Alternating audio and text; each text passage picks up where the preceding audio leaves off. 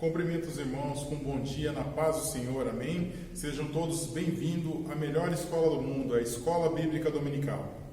Amém, bom dia a todos, saúde os irmãos com a paz do Senhor. Hoje estamos então para mais uma aula da Escola Bíblica Dominical, nossa Escola Bíblica Online. E hoje estaremos tratando do tema o discípulo e o lar cristão. Aleluia! Vamos estar fazendo uma oração antes de estar iniciando a nossa aula de hoje, amém?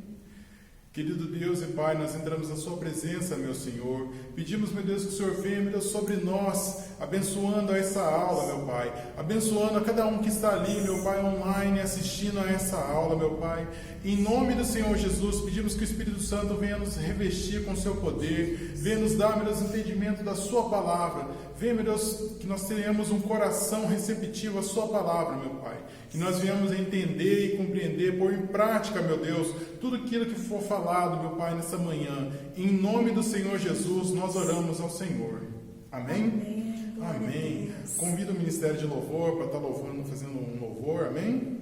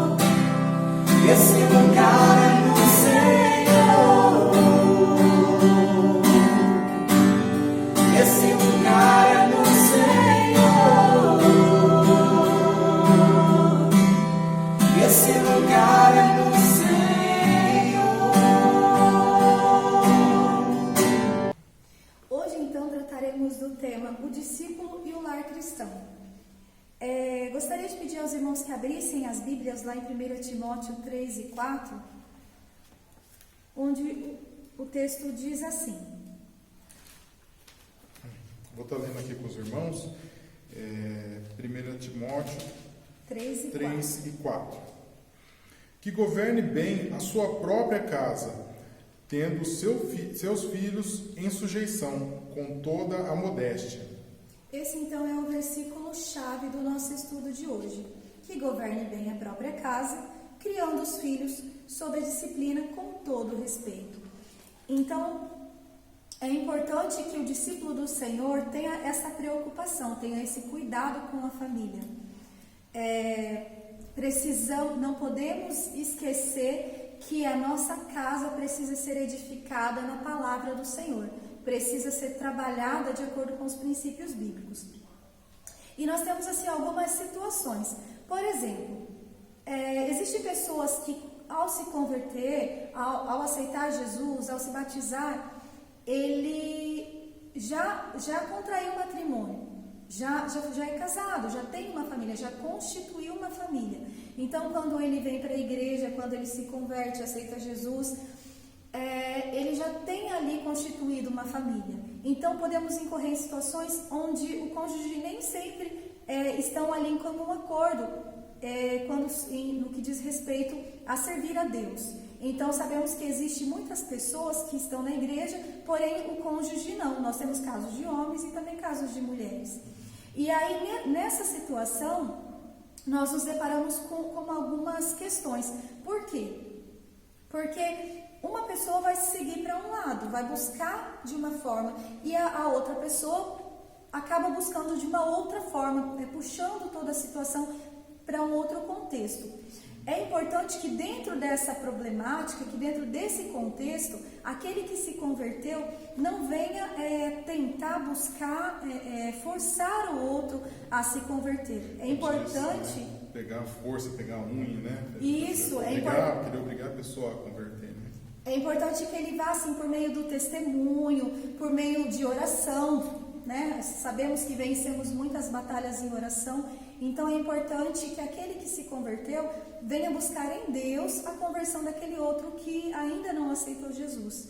Então, assim, não podemos incorrer naquela ideia de não, vou forçar, vou querer a força, vou querer chantagear. Não, é em oração, é pelo testemunho também. Nós sabemos que o testemunho consegue, às vezes nós conseguimos muito mais por testemunho do que propriamente dito pelo muito falar, né? Sim, também é importante também falar, né, que assim como a igreja, né, a família também é o corpo de Cristo, né? E cada membro desse corpo, né, é responsável por tem uma atribuição, tem uma função dentro daquele ambiente, né? E na família não é diferente, né? Que nem o homem tem ali a sua função, a mulher tem a sua função também, e os filhos também, como um todo, né? Então, e nessa situação, nós sabemos que aquele que se converteu deve buscar ganhar toda a sua família para Jesus. Afinal de contas, nós precisamos ganhar almas e muito mais a nossa família, porque a palavra diz que aquele que não luta pelos seus tem negado a fé. Então devemos buscar ganhar nossos familiares, mas como já dissemos inicialmente, que isso não seja que vire uma batalha, né, dentro do lar. E temos também aquelas pessoas, né, que estão dentro da igreja, que estão ali ainda, os jovens, né, que ainda vão constituir família, vão conhecer ali uma pessoa especial ali e a partir dali vão constituir uma nova família. E como que seria nesse caso? Então, no caso de pessoas que ainda não são casados, que ainda não contraíram o matrimônio, é importante que essa pessoa venha buscar em Deus. É importante que ela venha colocar diante de Deus. Vamos supor que ela já tenha encontrado alguém. É uma pessoa interessante, me chamou a atenção. Mas é importante que venha ser colocado diante de Deus, venha buscar em Deus uma resposta, para que você não venha se arrepender posteriormente. Aos solteiros, aquelas pessoas que ainda não encontraram essa pessoa, é importante estar sempre buscando, estar sempre orando, buscando diante de Deus, porque nós somos facilmente enganados, mas Deus não. Deus conhece o nosso amanhã, então Ele vai saber nos direcionar para aquela pessoa ideal para nós, aquela pessoa que foi preparada para nós. Então, colocar diante de Deus, colocar em oração. E outro ponto também que é muito importante é quando a pessoa, você busca, eu estou ali olhando para uma pessoa, achei ela interessante, e nós seres humanos, nós somos muito guiados pela aparência. É algo que nós temos que buscar, lutar contra, de certa forma, para que não venhamos ser iludidos. Não que é errado você buscar o belo. Não há nada de errado em buscar o belo. Contudo, em algumas situações pode ser que o belo te leve para algumas armadilhas. Então, sempre colocar diante de Deus. Por quê? Porque Deus conhece o íntimo, Deus conhece o coração do outro.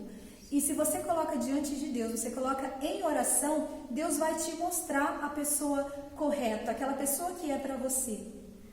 Nós temos, por exemplo, a história de Davi. Quando o Samuel vai para ungir um dos filhos de Jessé a rei, ele chega e Jessé reuniu ali os mais belos filhos dele. E aí Samuel chega, olha e se depara, deve ser esse, porque esse é belo, esse tem uma presença, né? E aí Deus fala ao coração de Samuel, não é esse.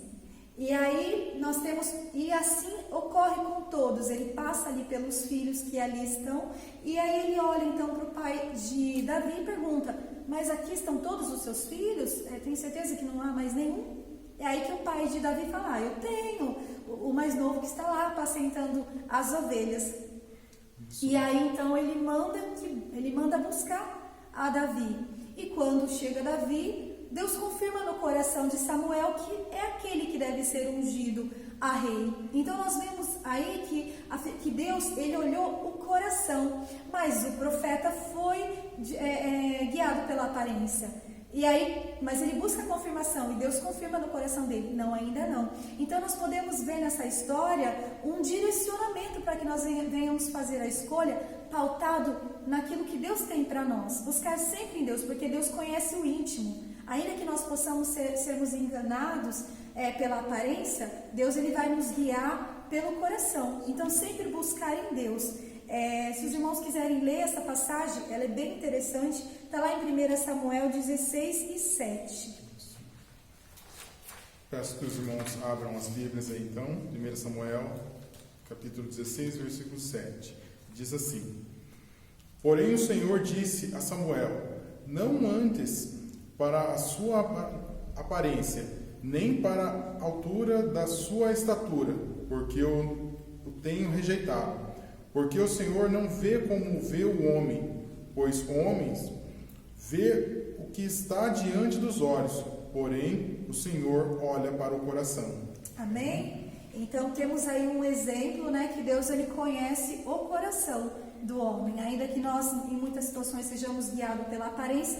E uma coisa interessante que para os jovens, para os mais jovens, né, aqueles que ainda não contraíram o matrimônio, não se casaram, é que a aparência, ela vai com o tempo, ela se vai rapidamente.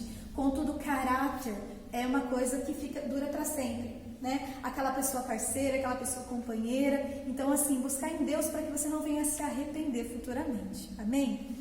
E uma pessoa cristã, uma pessoa de dentro da igreja, uma pessoa que confessa o amor em Cristo Jesus como seu único e verdadeiro Salvador. Eu sou cristão, eu necessariamente preciso me unir a um outro cristão? Será que é importante eu buscar uma companheira, um companheiro que confessa a mesma fé que eu? Vamos ver à luz da palavra do Senhor? Gostaria de convidar os irmãos a abrir as Bíblias em 2 Coríntios 6 e 14, para a gente ver o que a palavra do Senhor tem para nós. Diz assim, não vos prendais a um jugo desigual com os infiéis, porque a sociedade tem a justiça com a injustiça, e que comunhão tem a luz com as trevas. Ou seja, são duas coisas distintas, eu não posso querer uni-las, uma vez que quando isso é feito, nós incorreremos ali em problema, teremos ali um atrito, né? Um atrito de ideias, um atrito de princípios. Então sim, é necessário que, se você tem uma fé, você confessa uma fé cristã, você se considera discípulo do Senhor, que você busque o seu cônjuge, busque o seu parceiro ali dentro da igreja. Sim, é preciso que o jovem cristão, a jovem cristã, ela venha buscar dentro da igreja uma pessoa que confessa a mesma fé que ela. E é interessante, é importante nós estarmos atentos, porque quando nós dissemos assim cristão, Não basta aquela pessoa que frequenta os cultos, às vezes ela fala assim, mas ela vai na igreja, mas é cristão de fato? É servo do Senhor? Vai falar assim, mas é batizado.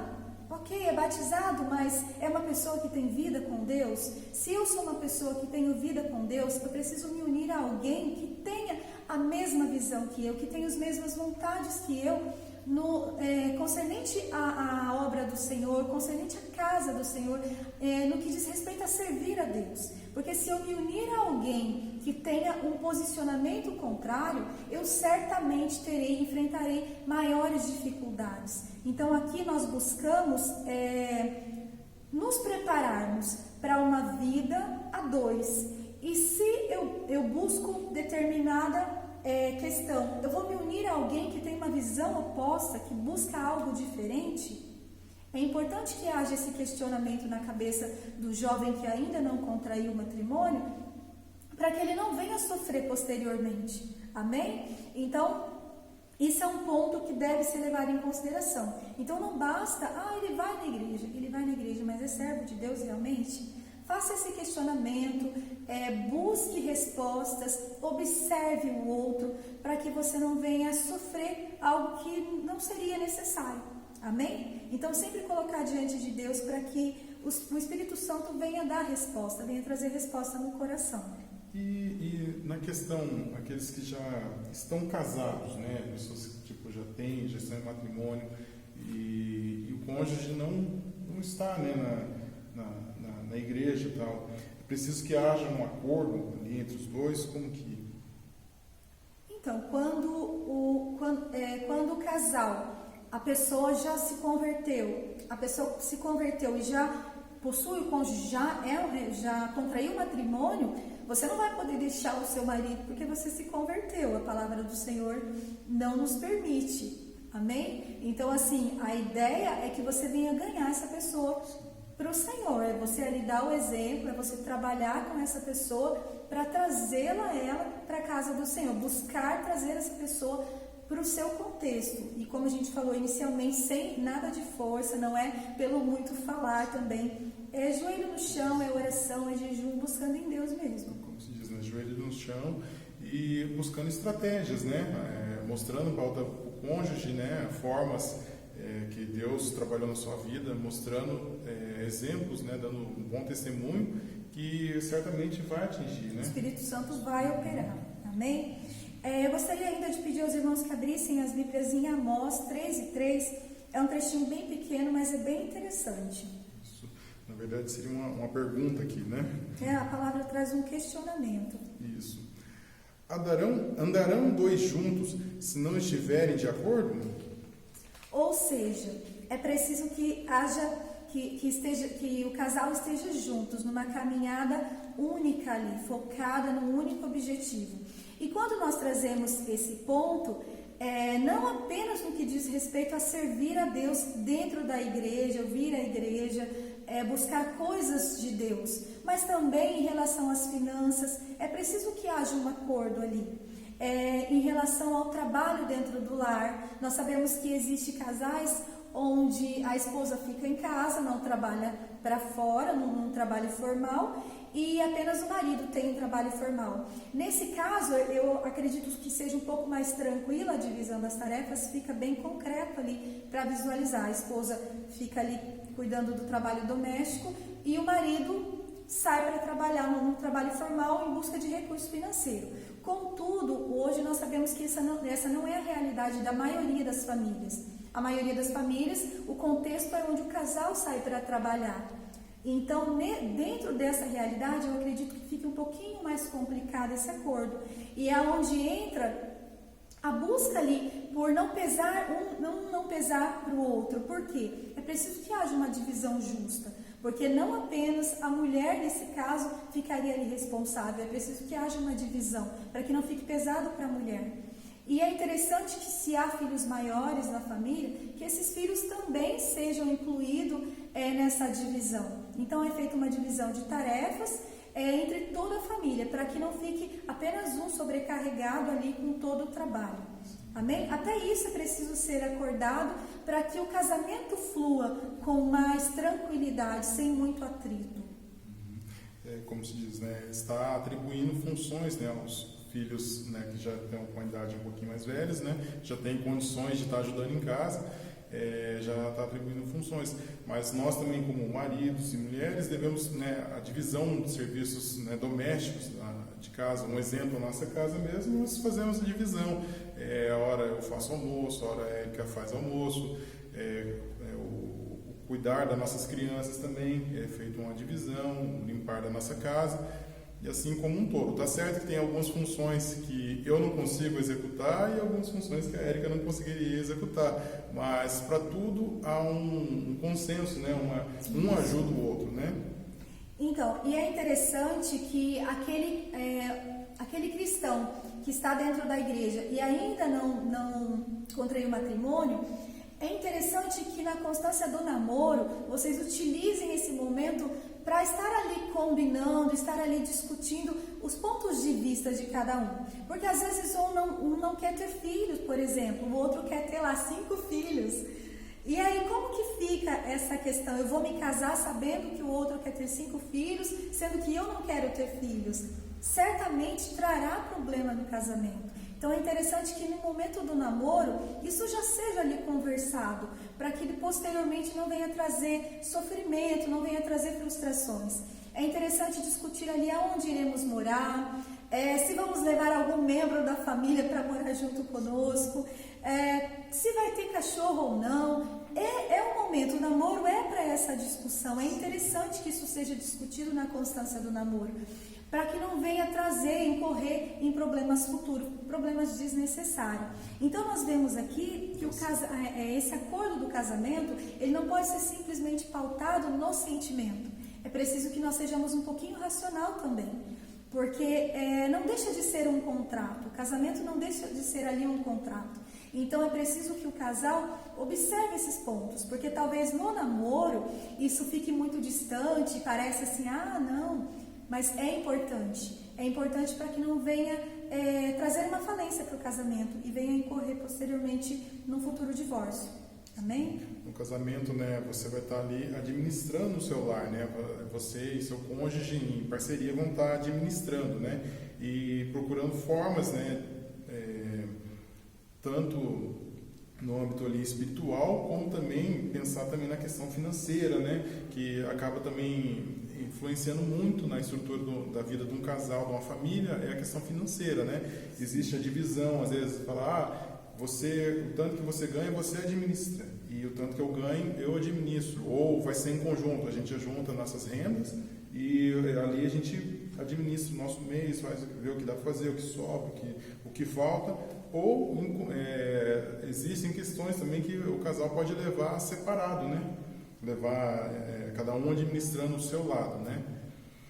É importante já ir pensando em tudo isso, porque o casamento é isso, é uma vida dois, o princípio de tudo é o amor, é fundamental esse amor, porque também, senão o casamento ele não irá perdurar, ele não vai resistir. Contudo, existem essas questões que precisam ser levadas em consideração, porque senão também vai acarretar problemas futuros. Então é importante que o jovem já entre no matrimônio consciente que esses pontos são importantes. Então já ir refletindo a função da mulher dentro desse contexto, a função do homem, entre consciente. Amém? E sempre colocar diante de Deus, sempre em oração, porque quando colocamos em oração, quando colocamos diante de Deus, o Espírito Santo ele vai trabalhando em nós e ele vai nos mostrando, vai ali nos ajudando a ponderar onde é preciso, onde eu preciso ser mais incisivo, e aí o casal vai se ajustando, porque o casamento é isso, é um ajuste. Né? São pessoas diferentes que precisam ali irem se ajustando, amém? E tudo isso é importante para que o lar venha ser um lar saudável, venha ser uma família saudável. Nós sabemos que hoje o índice de divórcio é muito grande, porque as pessoas elas não estão refletindo muito no que que é o matrimônio, no que é o casamento, no que é a família, a importância de tudo isso. E de que nós não podemos entrar achando assim, se não der certo, não deu. Não, nós precisamos entrar consciente de que precisamos buscar em Deus, de que precisamos fazer o nosso melhor, para que o nosso casamento, a nossa família, ela venha a prosperar. Amém? E nós venhamos na contramão dessa estatística que vem trazendo, vem contra princípios e valores bíblicos, princípios que precisam ser resgatados. Porque toda a sociedade padece. Nós sabemos que muitos dos problemas sociais que enfrentamos é fruto de tantas famílias destruídas, de tantos lares destruídos. Então, assim, se buscarmos na palavra de Deus, se buscarmos no Espírito Santo de Deus o direcionamento, as chances de termos sucesso na nossa família, no nosso casamento, é muito maior. Amém? Então, assim, nós temos lá a figura de Isaac e Rebeca, que é bem interessante, porque quando Abraão pede ali ao servo dele, essa passagem está em Gênesis 24:1, caso os irmãos queiram acompanhar, mas é aquela passagem onde Abraão pede ao servo dele que vá buscar uma esposa para seu filho, mas ele pede que não seja, que seja uma esposa lá do povo dele, e não daquele povo onde ele está habitando. Então você vê ali uma preocupação de Abraão, que a esposa do filho dele seja uma mulher que tenha os mesmos princípios e valores ao qual ele criou o filho dele. Então nós vemos aqui no contexto da palavra de Deus que isso é importante. Não estamos falando algo que nós criamos, todavia é algo que a palavra do Senhor nos traz. Então nós temos aqui o exemplo de Abraão, que ordena ali ao servo que vá, que busque uma esposa para seu filho. No caso a eleita foi Rebeca, e que seja uma mulher que traga os mesmos princípios nos quais Isaac foi criado. Então nós vemos que isso é muito importante. Amém? É importante, como eu já disse, que nós tenhamos essa mente, que o lar, que o casamento, a família, ela é constituída para perdurar. A ideia é que ela seja eterna, não eterna enquanto dure, mas até que a morte o separe. É importante que nós cristãos tenhamos esse princípio, tenhamos essa concepção de que nós nos casamos para que o nosso casamento ele venha a durar até que o Senhor Jesus venha buscar uma das partes. Amém? Eu gostaria que os irmãos abrissem a Bíblia lá em Mateus 19:6.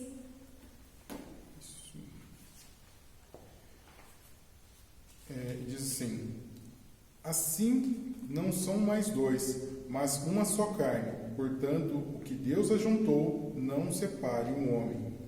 Então nós vemos aqui, confirmando essa ideia de que o casamento é para durar de fato até a morte. Amém? Aquilo que o Senhor uniu, o homem não pode, não deve separar. E aí nesse contexto é preciso que aquele que vai contrair o matrimônio, ele venha refletir, faça algumas reflexões e pergunte a si mesmo: o amor que eu sinto por essa pessoa é suficiente para eu unir ali a minha vida, construir uma família com essa pessoa? Eu estou disposto a assumir esse compromisso? Sabemos que o casamento é um compromisso muito sério, que acarreta uma série de obrigações, de deveres a serem cumpridos. Então, assim, é importante que se faça esse questionamento, porque você está ali construindo uma família, construindo um lar, e a base de tudo isso precisa ser sólida, porque senão certamente haverá muitos problemas, certamente incorrerá no fracasso. Então, ficar muito atento que essa base precisa ser solidificada na palavra do Senhor, amém? E o lar cristão, ele precisa ser harmônico. As partes, os componentes do lar, eles precisam estar em harmonia.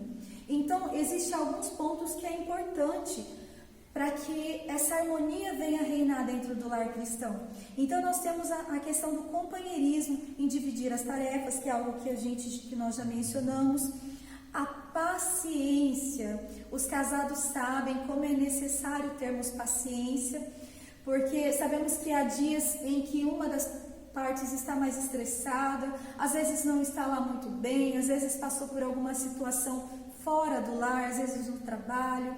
Então, assim, é importante termos paciência, tanto a mulher quanto o homem. É preciso que eles tenham em mente essa necessidade e saibam o momento de falar, o momento de esperar, buscar em Deus. Eu preciso falar determinada coisa ao meu marido, mas aí eu vou falar justo naquele dia que ele está mais estressado, mais cansado.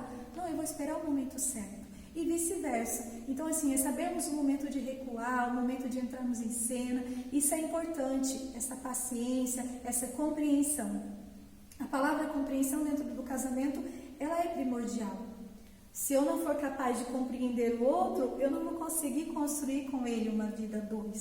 Amém? Então, assim, isso faz parte daqueles ajustes que nós falamos inicialmente. Esses ajustes são feitos mediante companheirismo, ao dividir as tarefas, ao ser companheiro propriamente dito. Às vezes eu não gosto de fazer algo que o Adriano gosta, por exemplo, mas eu falo assim, não, eu vou te acompanhar porque você gosta de fazer. Às vezes um lazer, alguma coisa que ele goste de fazer e eu nem gosto tanto, mas eu vou porque eu sei que é importante para ele. E em contrapartida eu sei também que ele faz algumas coisas que ele nem gosta tanto, mas porque ele sabe que é importante para mim. Então isso é companheirismo, isso é compreensão, é compreender a necessidade do outro. A empatia dentro do casamento é algo muito importante, é eu me colocar no lugar do outro, para eu compreender como ele está me vendo. Amém? E aí assim eu poder sentir as coisas, buscar compreender as coisas com os olhos que ele está vendo, para que nós não venhamos ser também assim, tão assim exigentes, né? Às vezes a gente exige muito do outro aquilo que nem nós somos capazes de ofertar. Então é muito importante ter a empatia. E o amor, que é a base do casamento. O casamento se inicia por conta do amor. Amém? Então assim, nós sabemos que sem o amor não dá para construir um casamento. Então é importante que esse amor seja um amor sólido, seja um amor compreensivo, seja um amor paciente, um amor companheiro. Porque senão o casamento não vai durar, gente. O casamento não terá sucesso. E como nós lemos, o Adriano leu a passagem, o casamento ele não é feito pensando na dissolução. Ele é feito para durar. Então vamos ali refletir nesse amor. Vamos ler lá em Efésios 5:22, o que a palavra do Senhor nos fala a respeito do amor. Vós, mulheres, sujeitai-vos a vossos maridos, como ao Senhor, porque o marido é a cabeça da mulher, como também Cristo é a cabeça da igreja, sendo ele próprio o Salvador do corpo. Então nós vemos aí que existem funções, né? E ali não vai os maridos pensando que é só para as mulheres, né? Ali no 25 também vem falando assim: vós maridos, amai-vos vossas mulheres, como também Cristo amou a igreja e a si mesmo se entregou por ela. Amém? Então nós vemos que há função, atribuições ao homem, atribuições ao marido e sabemos que também há atribuições aos filhos, para que o lar venha a ter essa harmonia. Estamos falando de um amor que assume compromisso, que fala assim, esse é o meu papel dentro do lar, para que eu venha a ter um lar cristão. Então, é preciso ter essa compreensão, é preciso entender a necessidade, é preciso compreender qual que é o meu papel dentro do meu lar, para que eu venha exercê-lo, né? E eu venha ali ter sucesso na formação da minha família. E aos filhos também, né? Está ali em Efésios 6:1. Vós, filhos, sede obedientes a vossos pais no Senhor, porque isto é justo. Então, a atribuição dos filhos também. É importante que o casal tenha essa harmonia até no momento de você ali tomar as decisões em relação à vida do filho. Amém? É importante que o casal tenha essa compreensão, porque é a forma correta de você direcionar ali a criação dos seus filhos. E precisamos estar pautados na palavra do Senhor. Amém? Então, assim, essa é uma forma de você ter um lar cristão. É você desde o princípio, seja você que já cresceu dentro da igreja ou se converteu solteiro na hora de constituir a sua família, ou aquele que se converteu e já possuía anteriormente, já havia constituído família. É importante que tenha essa compreensão. Qual a forma correta, de que forma eu devo trabalhar para que a minha família também venha a ser ali edificada na palavra do Senhor. Quando o homem assume ali a função dele, quando a mulher assume a função dela, os filhos são criados dentro de um lar sólido, um lar consciente, cada um sabendo qual é a sua função, certamente nós teremos êxito. Amém? Certamente esses filhos receberão ali da parte do Senhor, serão ali edificados na palavra do Senhor. Amém? Eu gostaria de pedir ainda aos irmãos que abrissem a palavra do Senhor lá em Lucas, capítulo 15, lá no versículo 8, onde nós temos a parábola da moeda perdida. 8 ao 10. Isso. O qual a mulher que tendo 10 dracmas, se perder uma dracma, não acende a candeia, e varre a casa e busca com diligência até achar. E achando-a, convoca as amigas vizinhas, dizendo: alegrai-vos comigo, porque achei a dracma perdida. Assim vos digo que há alegria diante dos anjos de Deus por um pecador que se arrepende. Então aqui nessa parábola é bem pertinente, porque nós vemos aqui que a mulher havia perdido apenas uma, mas ela parou e foi procurar. Ela criou toda uma situação ali para ela poder encontrar aquela dracma perdida. E aí nós vemos aqui na figura dessa parábola que eles falam, a palavra do Senhor diz: eu digo que da mesma forma há alegria na presença dos anjos de Deus por um pecador que se arrepende. E no contexto da família, a palavra arrependimento é algo muito importante. Por quê? Porque quando nós nos arrependemos, nós também admitimos o nosso erro. Amém? Nós vemos aqui nessa parábola que ela parou tudo e ela foi procurar. Ela voltou atrás, ela foi procurar e foi até encontrar.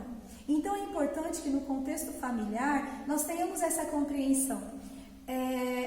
Vai acontecer erro? Certamente vai acontecer erro. Nós somos seres humanos, estamos fadados ao erro. Então certamente ocorrerá. Mas qual é a diferença? É eu ter a compreensão de que se eu errei, eu preciso voltar atrás, eu preciso rever o meu erro e eu preciso me arrepender e pedir perdão.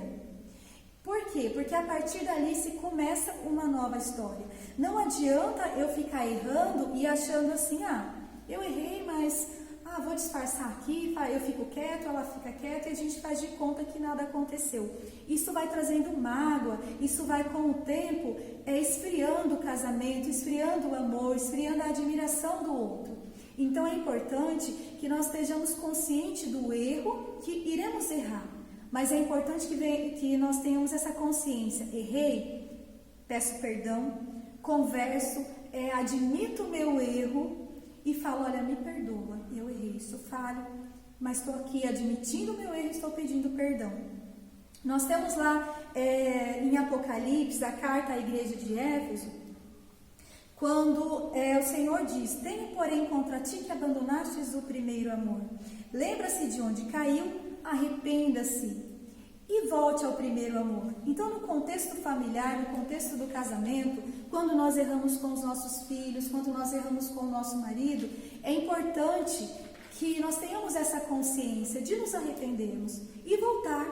Às vezes, você que está casado, às vezes você já contraiu matrimônio, às vezes você já está num casamento, às vezes aparentemente sólido, mas lá no fundo, às vezes o casal sabe que a coisa não está tão bem assim. Então é hora de parar, de refletir, vamos repensar aonde nós erramos e vamos retornar ao primeiro amor. Por quê? Porque é isso que vai dar fôlego para o casamento prosseguir. O erro, como eu disse, ele certamente ocorrerá, porque somos seres humanos e somos falhos. Mas o importante é termos em mente essa necessidade. Então, assim, essa palavra é também para nós que às vezes já estamos casados há alguns anos e com o passar dos anos, a rotina, a vida, a correria, deixou que o amor se esfriasse. E isso interfere na família. Então é importante que venhamos refletir também e voltar à prática do primeiro amor. Aquele amor que deu início a tudo isso, a essa família, a essa constituição dessa família. Então sempre estar refletindo na palavra do Senhor, porque ela nos mostra o caminho, ela nos traz recursos para que nós venhamos ter sucesso na nossa casa, com os nossos filhos, com os nossos maridos e vice-versa.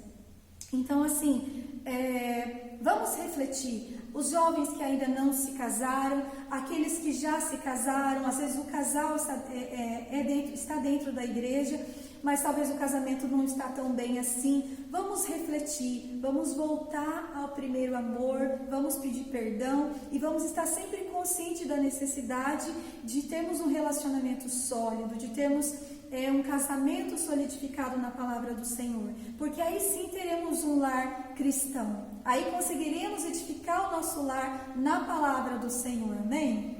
Amém. E como foi dito no começo, né, nós somos a base da igreja, né? A família é a base da igreja, né? O lar do lar cristão. E ame sua família, ame seus filhos, sua esposa, ame seu marido, deixe com...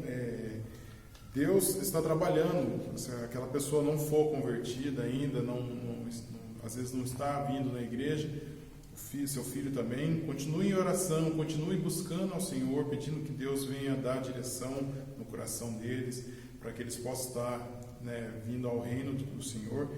E ame, acima de tudo, ame. O amor, né? O amor transforma. Então, através do testemunho, através da oração, através do amor, essa família, esse lar vai crescendo e vai se tornando um lar cristão na presença do Senhor, para que nós venhamos à contramão dos princípios que vêm sendo derrubados, vem sendo desconstruído. Nós vemos ao longo da história que busca-se a desconstrução de princípios valiosos, princípios que a palavra do Senhor nos traz. Então precisamos resgatar sempre, estar sempre refletindo nesses pontos, para que a nossa casa, a nossa família, o nosso casamento, ele venha a ser algo na contramão mesmo do que a sociedade de uma forma geral vem pregando. Não dá para entrar num relacionamento pensando, se não der certo, tudo bem. Não, nós entramos consciente, buscando em Deus, para que venha dar certo. O foco, a ideia principal é sempre que o Senhor Jesus, aquilo que Deus uniu, o homem não venha separar. E assim damos então encerramento a mais uma aula da Escola Bíblica. Vamos estar fazendo uma oração antes de estar encerrando e agradecer a presença dos irmãos, agradecer a quem acompanhou aqui a aula até o final, pedir para que você esteja compartilhando também, participando dos canais da igreja, né? Tem no Facebook, aqui do YouTube mesmo, e venha se inscrever no canal, ativar o sininho da notificação e assista as outras aulas. Tem uma playlist ali com as outras aulas que foram dadas, a gente está acompanhando aqui, são várias aulas que foram dadas em cima do PAC, né? E é muito edificante para o seu lar, para a sua casa, para a sua família, e nós pedimos que você venha assistir. Se você não assistiu, assista as outras aulas também, amém? Senhor, meu Deus e meu Pai, Senhor Jesus, nós te agradecemos por mais uma vez termos a oportunidade em falar da Tua Palavra, falar do nome do Senhor. Que o Senhor venha, Senhor Jesus, trabalhar no coração de cada um que ouviu essa palavra, que o Senhor venha frutificar, que o Teu Espírito Santo venha, Senhor Jesus, abençoar a vida de cada um que esteve conosco nessa aula e que o Senhor continue trabalhando. Esse é o desejo do nosso coração. Amém? Logo mais à noite, culto de Santa Ceia, louvado seja o nome do Senhor, e vamos glorificar e exaltar o nome do nosso Deus, amém? Amém. Um forte abraço, fique com Deus na paz do Senhor. Amém. Tenham todos um bom domingo.